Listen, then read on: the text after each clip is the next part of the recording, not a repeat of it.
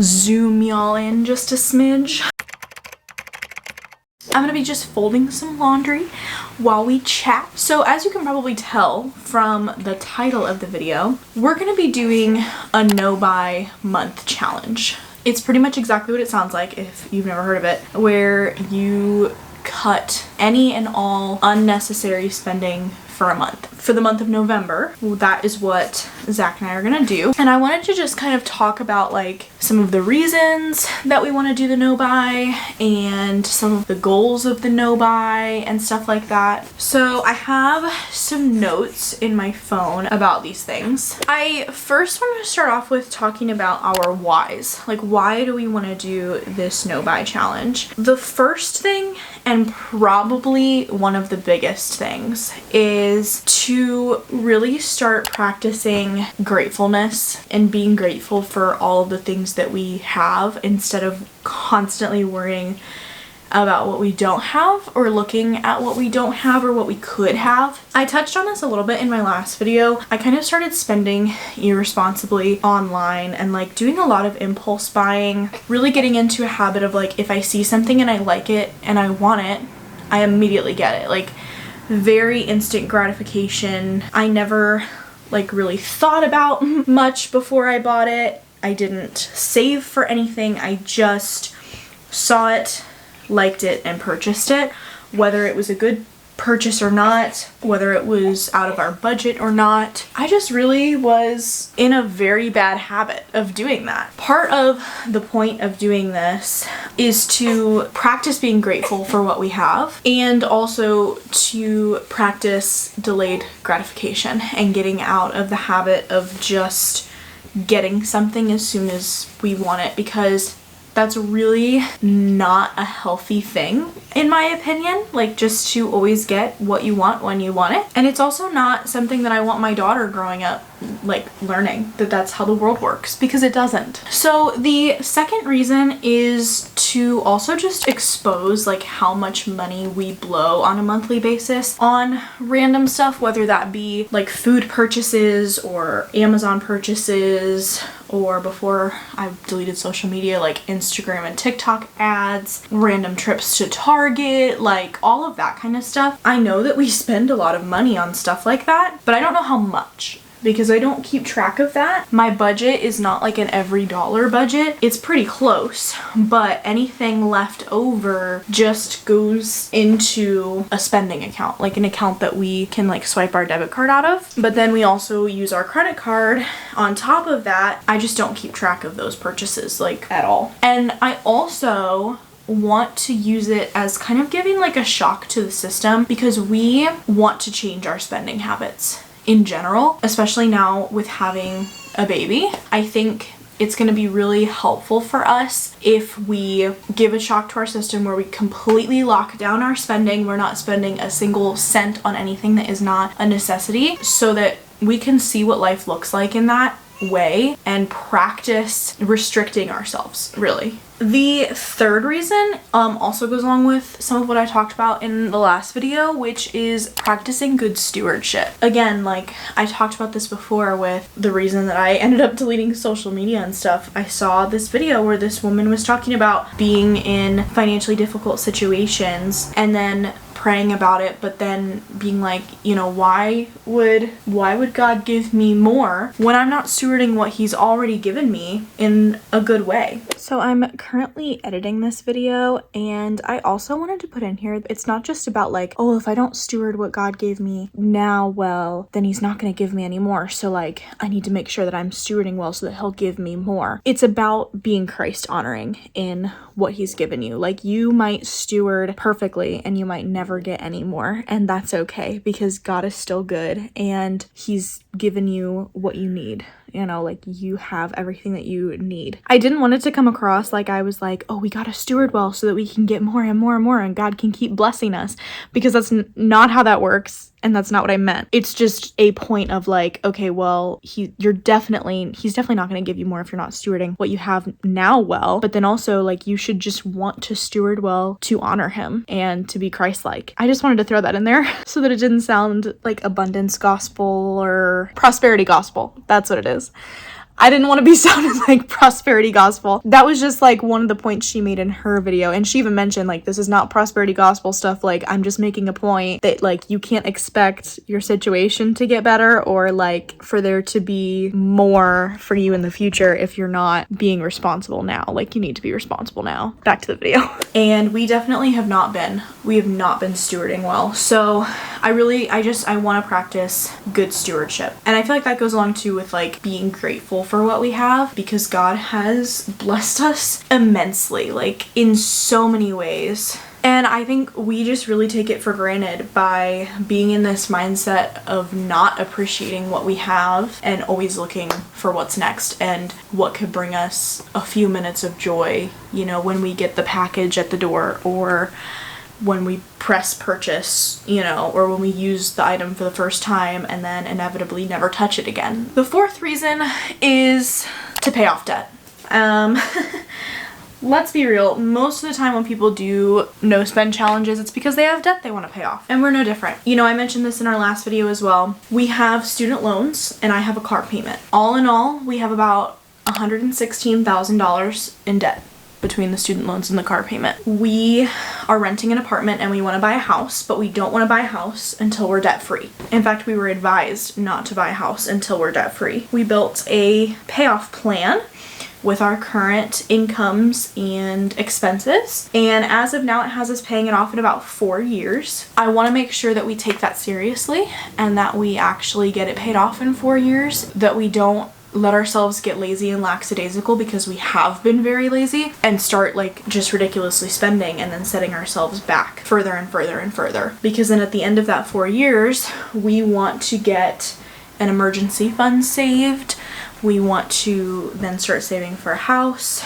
Ideally, what we would love to do is buy some land and then build a house. That's our like goal. We definitely can't do that if we have this debt. So, and what I'm thinking is if we can cut all of our extra spending and put it all into savings, we can expose how much we blow and then potentially build up a savings sooner, or even take some of that extra and put it towards the debt and pay that down quicker. Either way, it's going to be helpful. It's also going to help us not put ourselves into more debt by overspending and setting ourselves back, because you know, it's a slippery slope when you start overspending. Even if you're still not putting yourself further in the hole, you might not be putting as much towards the debt that you need to pay off, because you're spending it on other things, and that obviously is going to set you back, and that is what I want to avoid. Number 5 was practicing delayed gratification, but I already talked about that, so because that kind of went along with like being good stewards and gratefulness and blah blah. So yeah, I mean, but that's a huge thing. Like, we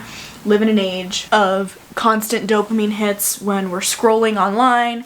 And with purchasing and with Amazon, we never have to wait for anything. Like, we just hit order and it'll be there sometimes the same day. Like, it'll just be at our front door already. And so I don't think that we are mindful of the things that we buy, which actually leads right into number 6, which is being more intentional with our purchases versus just buying a bunch of junk. One of the biggest issues that I noticed with just immediately buying something at the very moment that I see it and want it is that I'm not purchasing things with intentionality or with purpose. We end up with just a bunch of junk that way, a bunch of clutter, a bunch of stuff that we don't need, a bunch of stuff that we're just gonna end up having to move when we do eventually buy a house, and we just start to get overwhelmed by things. And I don't want to do that. I don't want to contribute to just consuming and consuming and consuming and consuming a bunch of stuff that we don't need. I want our things to have purpose. I want quality things over quantity of things. You know, stuff that we can have for a very long time, stuff that we can pass down to our children. Like, something that I love about a lot of the furniture and stuff that we have in our house now is that it was either passed down from generations. So like the rocking chair in our daughter's nursery was my husband's like great grandmother's, great aunt's, something like that. And I think that's awesome. It's a beautiful solid wood piece that was like taken care of. It's gorgeous. We have a bookcase in there as well that's a similar situation. It's beautiful. Our coffee table is his grandparents'. I love that those things have meaning and purpose and value rather than just being some crap that we bought off of Amazon. She is fighting this nap right now.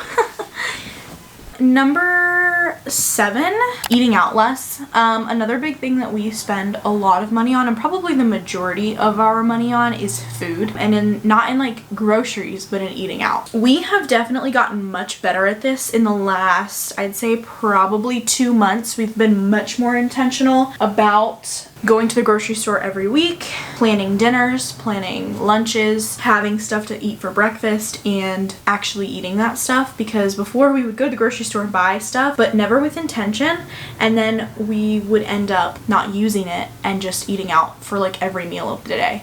And it was really expensive and also really unhealthy.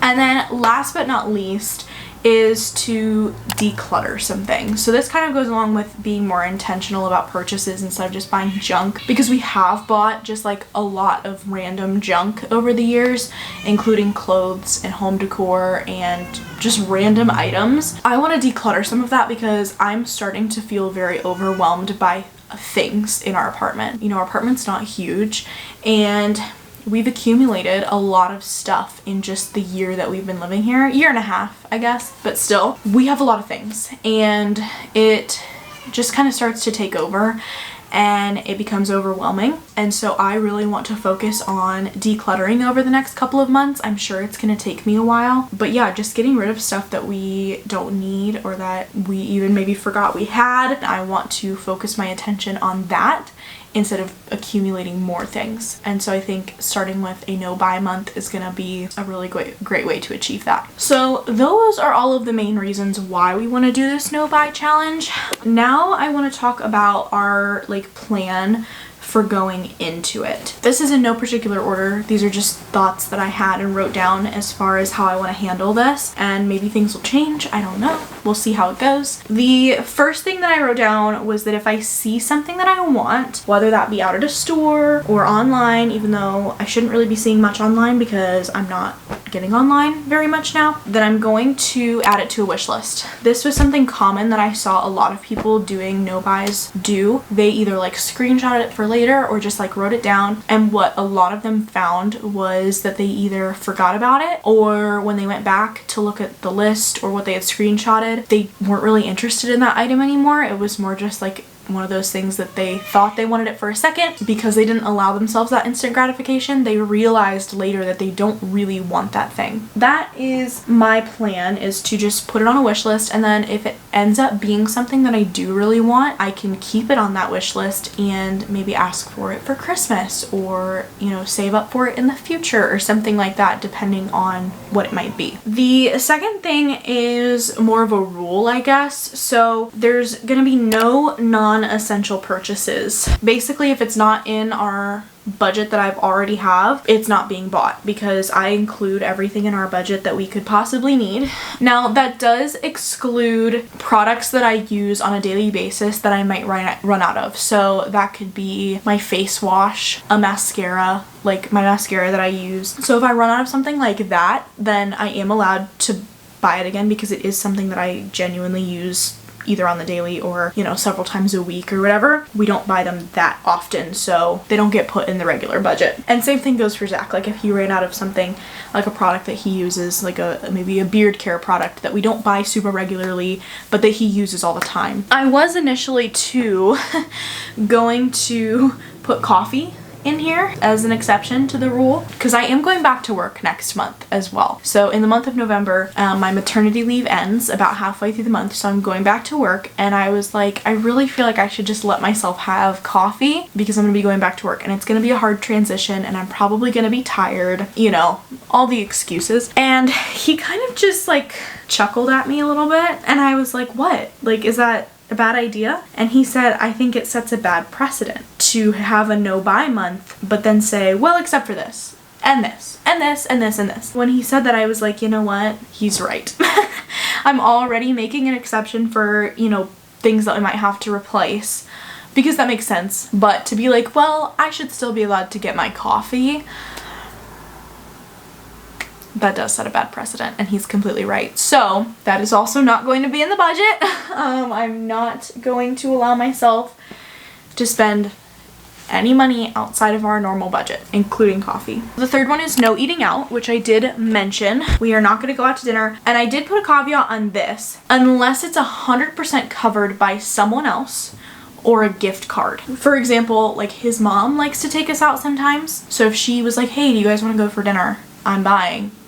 We're gonna go to dinner, you know, like that's okay, because we're not spending the money. Or like we have a couple gift cards floating around for a few different restaurants, and if we can go and know that like our entire meal and tip and everything can be covered by the gift card, then we will do that as well. The odds of that happening are pretty slim. I finally got her down for her nap. She was fighting it hard, but we got her down. So I have to figure out where I was. I think I was talking about eating out, but I think I had finished with that. So yeah, no eating out, only eating at home, buying groceries. The next thing is that any extra money after our bills and our debt payments is going to go directly into savings. The way that I run our budget is I do it every week. So me and my husband are on opposite pay schedules, which is really nice because we get a paycheck every week. His paycheck pays all the debt payments, and my paycheck pays all the bills. I used to have it the opposite way, but things have since changed with like insurance and stuff like that since we had our baby, so I switched it around just because it made more sense. So when I get paid, I sit down and I pay all of the bills for the first half of the month and then do the same for the second half. And then when he gets paid, I do the first half of all of the debt payments, and then the next time he gets paid, the second half of all the debt payments. And it works out really nicely. It takes me only a few minutes each week. I have it all in a Google Drive folder on my laptop. It's a good system. I like it. But what I do is any extra money left over, I will split between putting a little bit into savings and then a little bit into a spending account. So we have two checking accounts. We have one that all of our money flows in and out of. So our paychecks go into it and our bills come out of it. And then we have another checking account that is for spending. So that way we can physically see the money that we have to spend in that account and it doesn't get mixed with money for bills. The only way that I would really put money into savings is if we had an exceptional amount of money left over, and then I would split what I put into the spending account and what I put into savings, but that didn't happen super frequently. So now, instead of just taking all the extra money, which is very little at this point because we increased how much we're paying towards our debt payments so that we can pay it off quicker, instead of any of that extra money immediately going into that spending account, it's going to go into the savings account. Then at the end of the month, we can decide, like, do we want to leave that in savings as like a just, you know, as an emergency fund, or do we want to maybe take some of it and put it towards some of our debt to pay it off a little quicker, all of that good stuff. So that is what's going to happen with the budget each week. Another thing that I wanted to touch on, just in case you're interested in doing a no-buy, is social media. So this shouldn't be an issue for me because I don't have social media anymore,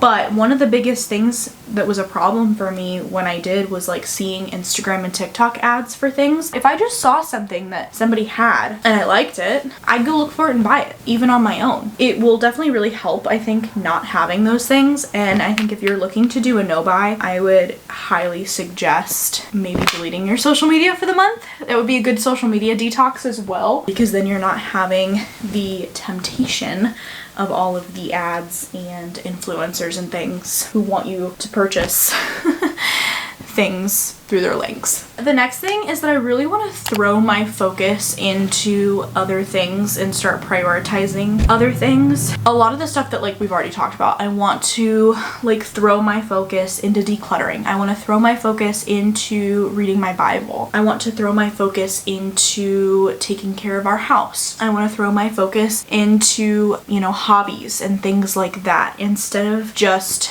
wasting time and money online shopping in real life, you know, whatever it might be. And then the last one is to delete Amazon and all food delivery apps. So when I was pregnant, I went through a really bad phase of using DoorDash like several times a day because I was so incredibly sick and I never knew what I was gonna be able to eat or when. So it was really hard for us to go grocery shopping and buy stuff because I never knew day to day like what I was gonna be able to stomach. I was incredibly sick my entire pregnancy. Not just nausea, not just morning sickness, but like violently throwing up at all hours of the day and not being able to eat very much. I relied heavily on DoorDash to feed myself, which I don't necessarily fault myself for doing because of the situation, but obviously it's not great. Like, Like, you still don't want to be having food delivered to your house constantly. We've gotten away from that. Like, we're not using food delivery really at all, but we do every once in a while, and I just don't even want it to be a temptation. So the app is just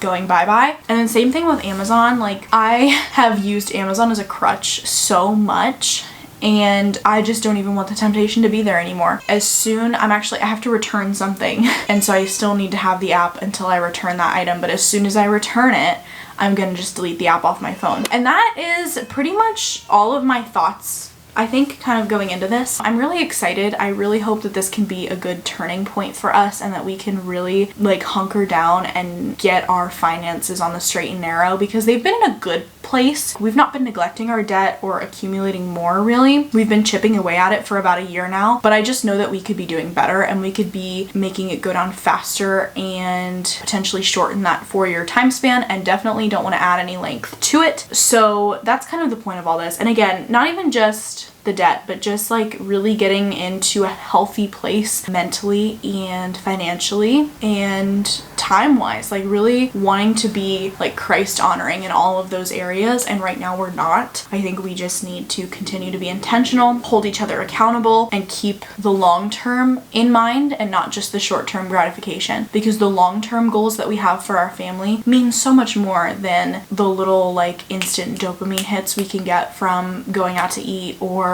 ordering something online or buying something at Target. I think this is going to be really good for us, for sure. Building a savings, paying off debt, getting into a healthier place. I would say those are probably the 3 main outtakes. And I encourage you guys to do it with us, because I think the goal for us is not just to do a no by November, but to then kind of continue it on after that. I saw a lot of people doing no buy years, which I would love to do, like January 1st, like no buy for all of 2026. But I was afraid if that's what we started with, that we were setting ourselves up to fail, because that's a hefty challenge. And I didn't want us to bite off more than we could chew. So I thought if we just started with a month, that could be really helpful. So maybe we will try to do a no buy year come January 1st. We'll see, but we're gonna see how November goes first.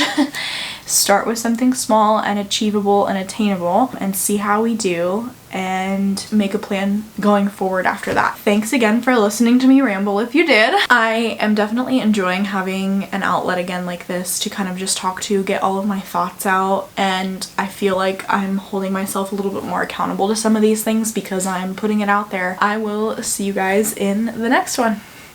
Bye.